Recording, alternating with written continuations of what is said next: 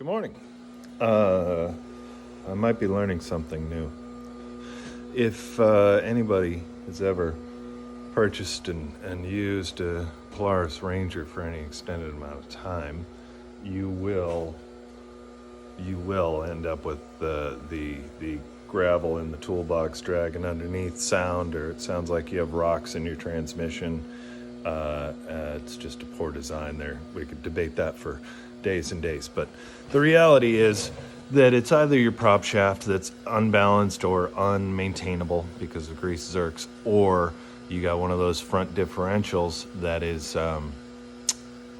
just blows out because you have too big of a tire on it or whatever. You stress it. Anyway, I decided I'm going to rebuild both of them. I got the new prop shaft and I got the parts to rebuild the diff. But the dreaded pin, if anybody's ever had to deal with this, they know that pin right there in the middle, that roll pin, that sucker doesn't come out for Jesus.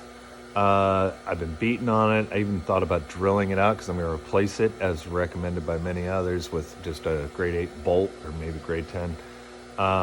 But sucker won't budge. Everybody says that. I don't have an impact driver. I did buy an SDS, like compact hammer drill bit that I was going to cut off and try and use that as like a hammer punch. But now I can't find the bit. So then you go to loosening parts with heat. You got to use a torch. Well, I just bought an oxyacetylene setup, but I don't know that I want to blast it that hot. So I don't really have a pen torch or something like that. So my idea was to use my heat shrink tube handheld thing. And I'll tell you what, the sucker is hot. I mean, that's just, you see that dry stuff on there? I mean, it's almost starting to cook the paint a little bit.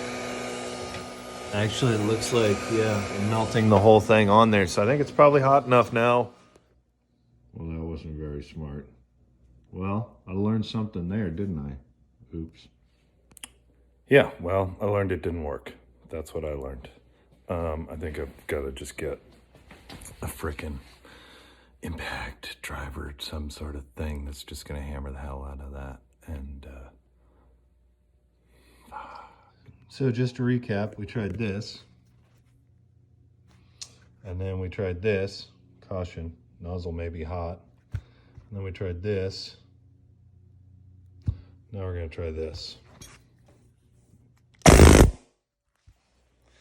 So, recap on that stuff. What I learned was that all my goofy ass ideas got me nowhere when I had known from my research that this was the way to go. You know, the air tools are just, they can be crazy expensive, but they can also be crazy cheap.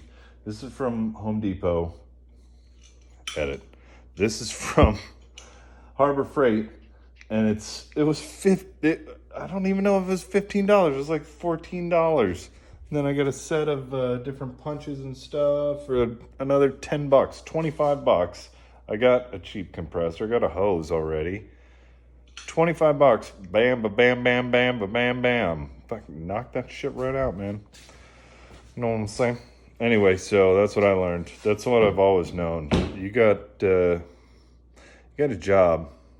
Get the right tool for the job.